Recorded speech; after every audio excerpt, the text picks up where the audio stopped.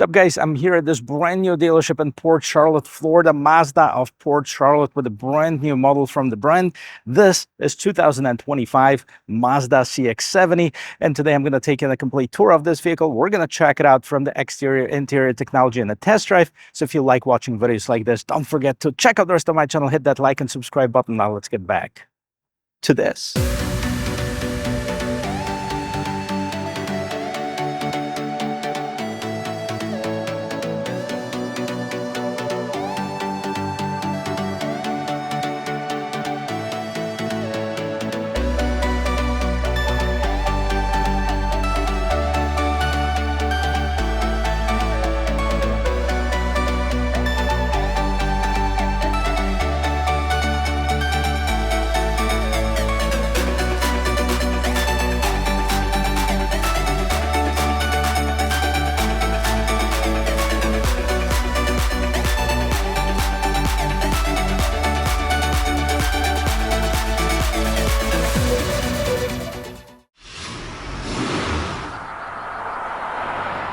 A Mazda CX-70 is the brand new model from the brand. It literally started hitting dealer lots a few days ago, and now we have it here on the channel. Well, let's talk about it, where it fits in the segment, because a lot of people are confused, including myself. In the old days, we had Mazda CX-5, CX-7, CX-9, and they were all different sizes, from the smallest to the largest. Now, the CX-70 and the CX-90, they are the same as far as size. There's, of course, some differences on the vehicles itself, but size-wise, they're almost identical. Now, the difference is the third row seat. The CX-90 is a 3-row seater. The CX-70 is 2 rows. It's got more cargo space in the back. It's got more room for the passengers in the second row seat. And Mazda claims that this is the customer that they're targeting, somebody that's not necessarily going to lag their old family or friends with them, but they need that sporty luxury look and they need more room in the back. We'll see how it's going to turn out in the future. Now, as far as the look of this vehicle, the front end is slightly different than on the CX-90. We still have the same hood. It's kind of raised in the middle, kind of 2 indents on the sides. I love the lights. They're all LEDs, very nice and bright. And look at the turn signals where they're located. I have them blinking here for a reason. And we have the air curtains on both sides, bunch of parking sensors. One of the differences between the CX-70 and the CX-90 is this right here. So you have this black chrome instead of the bright chrome that you'll see on the CX-90, and I like it. It makes it more sporty. A big Mazda logo right here in the middle. Down at bottom, finished in the same color as the rest of the vehicle. Again, more air can go inside of this engine. This is both for aerodynamics and for cooling off what's underneath the hood. And what is it? Well, let's check it out. And just like the CX-90 for 2025 model year, CX-70 offers 3 different engine choices. One of them is a plug-in hybrid, which we're going to cover in a separate video, and the other 2 are 3.3-liter inline-6 engines. Both of them are gasoline only. Both of them are mild hybrid. This one is the Turbo S, which is the more powerful one. Produces 340 horsepower and 369 pound-feet of torque. Made it to an 8-speed Sky-Active automatic transmission. Check this out, guys. It has the engine cover that can be actually opened up if you wanted to check out and see what's going on underneath here. What's important to mention, too, that all of the CX-70s are all-wheel drives, so you don't have to pay extra for it. They come standard with this vehicle. They're nice, sporty. Look up at the rest of this setup here. We have the hood struts. We have some sound insulation in here. I'm really excited to take this vehicle for a spin at the end of this video. Here on the side, you almost can't tell the difference between this and the CX-90. As far as the size, this one is 200.8 inches long. And let's take a look at the wheel and tire setup. We have 21-inch wheels, multi-spoke, multi-coil design. I like the styling of it. Toyo Tire Open Country 850. This is the styling on it. And we have 275 by 45 is the size of the tire. Of course, all-wheel disc brakes and independent suspension. We have the cladding that's in the same color as the rest of the vehicle, which I like it. That should be done on the luxury trims. We have the inline-6 trim. We've seen that on the CX-90 as well. And this black chrome trim right at the bottom. Everything around the windows is blacked out. We have the low-profile roof rails, turn signal, blind spot assist, and of course the keyless entry system. system that allows you to lock and unlock this vehicle as long as the key is somewhere on you. Well, it looks pretty sporty, stylish, and aggressive on the side. Let's see what's going on in the back. And here on the back, if it wasn't for the badge, I wouldn't be able to tell the difference between this and the CX-90. So we have the shark fin antenna, we have this short gate spoiler, third brake light, exposed wiper, big Mazda logo right in the middle, big LED lights. This is all LED light setup, includes your turn signals, reverse lights, and the regular tail lights. Right here, reflector lights in the back. This one doesn't have the towing package, but if equipped, it can tow up to 5,000 pounds. We have the eSky Active G on one side, CX-70 all-wheel drive on the other side. Well, let's pop this gate open. Let's see what's going on there. I can fit right underneath here, being almost 6 feet tall, and we have tons of space right here. So 39.6 is the number, cubic feet, of course, as far as the cargo space, because we don't have the third row seat. That's quite a bit. Now, before we get inside, let's take a look right on top of the gate. We have two buttons, one's to lock it, one's to close it. And what else do we have inside of this cargo space? You can see that they're using basically the same mold as in the CX-90, because we still have the cup holders for the passengers in the third row seat. That doesn't exist in the CX-70. We also have the ability to fold down the seats, both sides, and this one is leaning actually against the driver's seat, but you get that point. This is how much room you're gonna get if you fold down the seat. So you can, if you want to transport maybe even a small sofa, you can definitely do that. Quite a bit of room. We have some illumination on the left hand side and the power outlet on the right hand side. So this is the 12-volt power outlet. And if you're wondering what's going to happen when you have a flat tire, well, let's check this out. Well, this opens up, doesn't seem like much. You have little cubbies to hide your stuff, but if you lift this up, it's going to reveal a temporary used spare tire, as well as the jack right there on the side, so you don't have to worry being stranded on the side of the road. So that's what we have for cargo. Let's see what we have for passengers. And before we get inside, let's take a look and see what's going on the rear door panel. I like that it has the manual sunshade. It can keep the sun and the peepers out of the interior of this vehicle. It also has some premium materials. This is soft plastic. This is leather wrapped. So is the armrest. We have the window controls and the door handle, and I like this trim. I'll give you a close-up of it. Looks pretty good. You also have some contrast stitching on the side and more storage at the bottom of the door. Once we get inside, you'll notice that this particular one has a red color interior. This is red Napa leather. It's very nice. It's comfortable. It has some perforation in the middle. As you can see, it has the black inserts in the middle as well, making it look even sportier. The seats are nice and comfortable, and in the middle you have the console with the cup holders. But if you look in this middle console right here, it also has the climate control for the second row passengers, your own vents, two USB Type-C ports, and heated seats right here. But it also has this bump in the middle there on the floor, so it's going to definitely limit the legroom for the middle passenger in the rear seat. I'm going to jump inside here and see if I can fit behind the driver's seat. Well, I've made some adjustment to the front seat to make sure that it's adjusted to my regular driving position, and I'm almost 6 feet tall, so I have plenty of room actually. Look at this. I have about 2 inches in front of my knees before I hit that back of the seat. I also have about, well, not so much, about 1.5 inches as far as the headroom. Now let's see what's going on with the seat. Can we adjust it? This is all the way to the back, so I can't move it anywhere, but I can move it forward in case I needed more storage space, I guess, in the back. I can also recline it for a more comfortable sitting position. Plenty of shoulder room, so no complaints here. I feel fairly comfortable in this vehicle. Well, let's see what's going on in the front. And before we get inside, let's listen to the sound of the closing door. Okay, that's good. And let's open this up. Let's see what's going on the front door panel. So we have the same pattern, of course, as in the back. We have this pretty cool trim up on top, lock, unlock, door handle, window, mirror, lock controls, bit more storage down here at the bottom. We still have this contrast stitching and this red inlay on the front door panel. Now, both driver and passenger seat have power adjustments, and I like how the seats are profiled here. They're not very aggressive, so even if you are a little bit wider, you can fit in here nicely. And let's see what's going on the left-hand side of the steering wheel. We have the gate opener. We also have the memory seat setting, so kind of a different placement for these.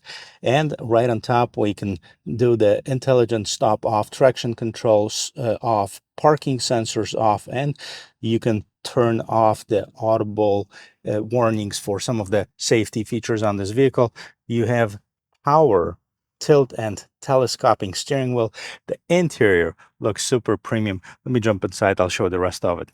And here's the interior of this brand new 2025 Mazda CX-70. And if premium does not come to mind, I don't know what is. It's looking really good. I like this double tier design as far as the dashboard. You have the soft touch material. You have this red leather inlays, big vans both on the sides and right here in the middle. The 12-inch screen for the infotainment system, fully digital instrument cluster, and a head-up display, just to mention a few of the options.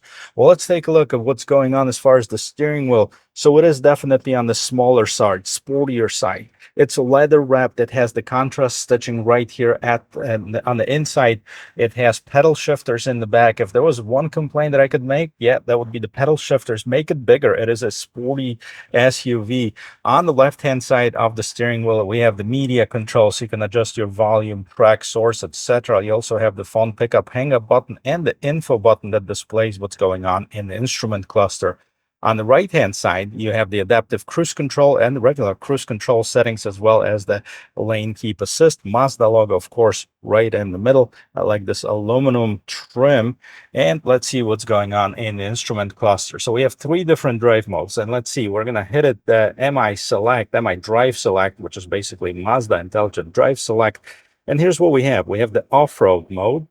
Let's see what's going on here. A little bit more rugged display. Then we have the normal mode, goes back to what we started with, and then we have the sport mode, and that's going to give you nice red sporty display with the big speedometer in the middle. So on the left-hand side, tachometer, in the middle, speedometer. On the right-hand side, we have the fuel gauge, temperature gauge, and the safety systems. 240 miles at the bottom, that's the range that you have.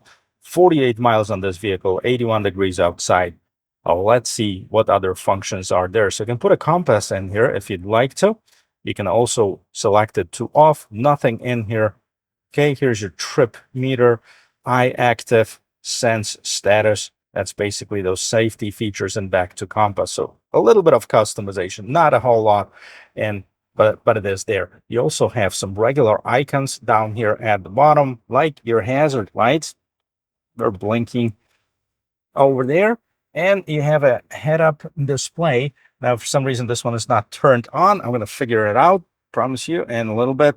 And this is the big infotainment system. This is the bigger screen, okay? So on the CX-90, you have a choice of 10.5, I believe, and the 12-inch infotainment system. This is the bigger one.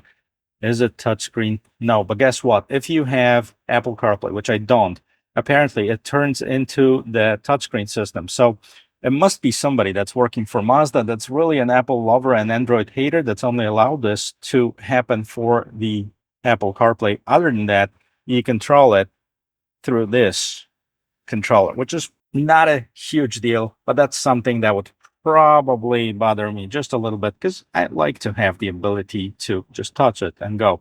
Well, you do have some shortcuts in here. So we have the entertainment, and that, of course, is your radio. And we have the Bose stereo in here, FM, AM, Sirius XM, and Bluetooth. Those are your choices. And of course, you have the USB 1, USB B, Alexa, and phone connectivity as well. We can hit that navigation button in here. The system is navigation ready, which means you don't get it as a standard equipment. You need to have that Mazda navigation SD card, so you can buy it from your local dealer, or you can use Android Auto, Apple CarPlay if you'd like to. Now, the latitude, longitude, altitude is displayed right here at the bottom, and the direction you're going to on top. And let's go back to the home screen. Hit that little home icon here. We did the navigation. Let's see the settings here in vehicle displays. That would be interesting to see. Active driving display. Let's see if that's even on. Okay. Yep. Now the head-up display turned on, you can see that it displays the speed that we're going with, which is 0 because we're sitting in the parking lot right here. We can also set up the navigation guidelines, traffic sign recognitions, and street name. All right, so this is pretty cool. Height, brightness, tilt adjustments. You can set up the location of it as well. Go back and go back from here. Sound settings. Okay, audio settings. Well, there's a lot of customization in here. You can see somebody was playing with this a little bit. The boss is really high, but we're gonna lower it down a little bit. Now, I did listen to the radio. It sounds absolutely amazing, but due to YouTube copyright policies, unfortunately, if I play anything that's how copyrighted, they will demonetize the video. So, sorry, can't do that. So here's your adjustments for the audio system button volume. We go back to the settings, safety settings. That's important, I guess. So we can configure the safety settings. We have the driver assistance system.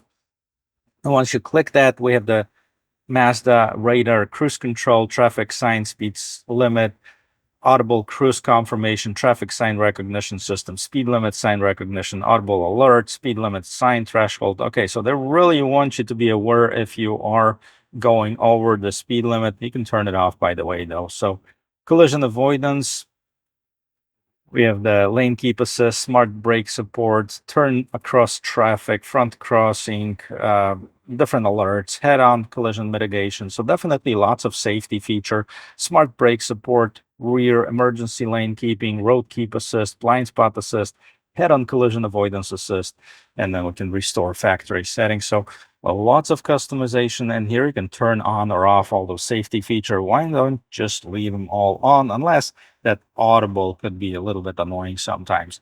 Anyways, vehicle settings, connectivity settings, Alexa, driver personalization, system settings, etc. Really nice as far as the infotainment system, but not being able to touch it, I guess that will be my pet peeve. I'd like to have that ability to do that. Now, scrolling down, you have more vents that they're really powerful. Now, the fan behind them is blowing really cold air. I'm set up too low. It's really hot outside.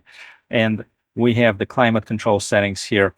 Bunch of shortcut buttons. So we have the heated steering wheel, heated seats, ventilated seats, and then we have the regular stuff, the fan control, the different vent positions. And of course, right here is the temperature.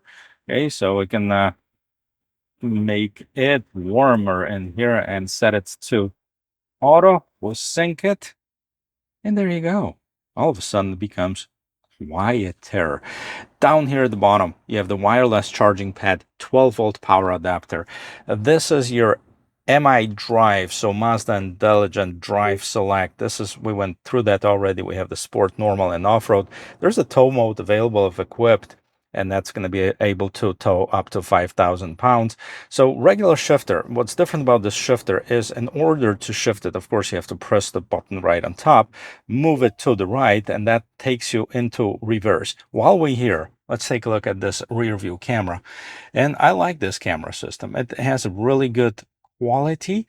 Let's get back to the home screen and put it in park so I don't roll.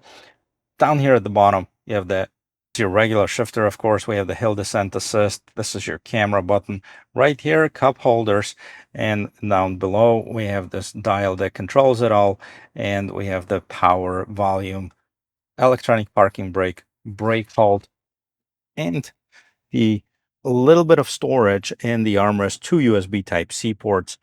Up on top, we have the mirror with the HomeLink system and the sunglass holder.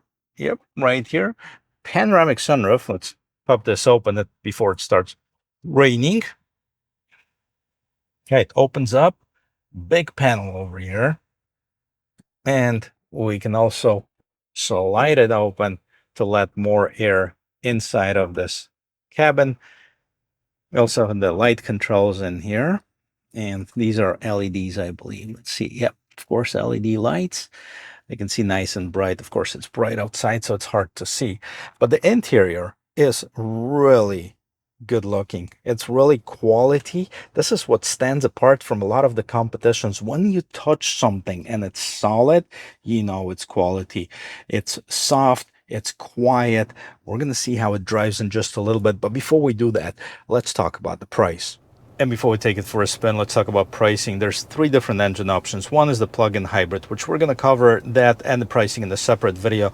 But as far as the gasoline only, we have the 3.3 liter turbo preferred, which is the basic package starting at $40,445. Then we have the 3.3 liter turbo premium starting at $45,900. 3.3 liter turbo premium plus starting at $48,900. Where I'm sitting in right now is a 3.3 liter turbo S premium. That means it's got that 340 horsepower versus 280 horsepower. That's of course if you use the premium gasoline. And the top of the line is 3.3 liter, 340 horsepower, 360 pound-feet of torque, same engine as here, and that is $55,950. The one that I'm sitting in right now has a full MSRP of 53.9. Gas mileage on this vehicle is 25. As far as the combined number, 23 in the city, 28 on the express, which is not bad for the size of this vehicle. Without further ado, let's take it for a spin. And what I normally do is I find a bit of an open space to check out the turning radius, which I have all the space I need right here, and my favorite parking spot, so I can count parking spots right here. Let's see, turn the steering wheel all the way to the left, and we have 1, 2, 3, 4.5, maybe 3/4, 4 3/4. Yeah, definitely 4 3/4 as far as the parking spots. So maybe a tad bigger than, for example, a Pilot of or a Kia Telluride, but not bad at all. Now let's take it on the road and see how this vehicle performs. I like the sitting position on this vehicle. You sit up higher, but not as high as on some of the other SUVs. The windshield is a decent size. The mirrors, well, they're kind of shaped in this tear shaped, which I kind of wish they were a little bit bigger, but this is the thing that you'll find with a lot of sporty SUVs, that the mirrors are not, you know, the biggest on them. So let's see, merging in traffic, there's no issue in here. We got it up to about 46, 47 miles per hour. And you can feel the engine, you can hear the engine in this sports mode. Let me flip it over to the regular mode, see if anything changes. Well, I can already feel that the steering wheel is a little bit looser. It's not as tight as it was with the sport mode, but again, it's not bad. Well, let's check it out, guys. I mean, we're here on this high-speed road, stopped. Let's go.